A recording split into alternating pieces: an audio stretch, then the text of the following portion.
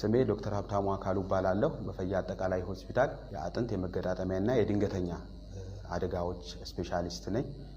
ዛሬ የምንነጋገረው አጥንት ስብራት እንዴት ይታከማል የሚለው ነው። ስብራት በመጀመሪያ ደረጃ ስብራት ስንል የአንድ ሰው በጣም ብዙ አጥንቶች አሉ ሰውነታችን ውስጥ ከነዚህ አጥንቶች አንዱ ሊሆን ይችላል ሁለቱ ሊሆን ይችላል ለሁለት ቦታ ወይም ለሶስት ቦታ ከዛም በላይ ሲከፈል ማለት ነው። ይህ ደግሞ በተለያየ ምክንያት ሊሆን ይችላል። ብዙ ጊዜ በመኪና አደጋ ነው በእኛ ሀገር ደረጃ።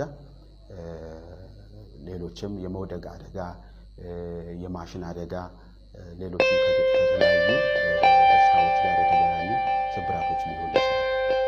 ስለዚህ እነዚህ ስብራቶች በመጀመሪያ ደረጃ መክፈል ያስፈልጋል። ስንከፍላቸው ለሕክምናው እንዲጠቅመን በሚል ክፍት ስብራትና ዝግ ስብራት ተብሎ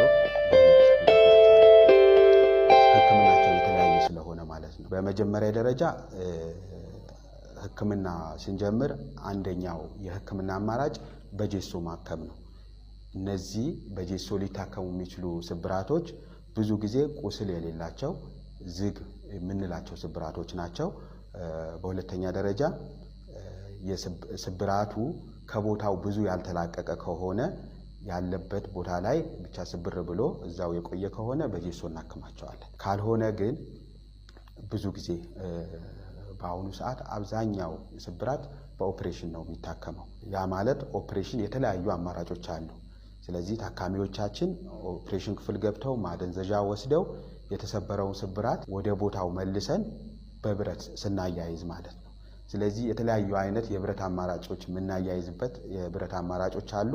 አንደኛው ስብራታችን ክፍት ሲሆን ለኢንፌክሽን የተጋለጠ ስብራት ሲሆን ወይም ደግሞ አጥንቱ ተሰብሮ ቆዳውን በስቶ የወጣ ከሆነ እኛ በሕክምናው ቋንቋ ኤክስተርናል ፊክሴሽን እንለዋለን። ወይም ደግሞ ብረቱን በውጭ በኩል አጥንቱን ብረቱ በውጭ በኩል የምናያይዝበት ነው ኤክስተርናል ፊክሴሽን የምንለው። ብዙ ጊዜ ኢንፌክሽን ላላቸው ወይም ኢንፌክሽን ይከሰትባቸዋል ለምንላቸው ታካሚዎቻችን እንጠቀማለን።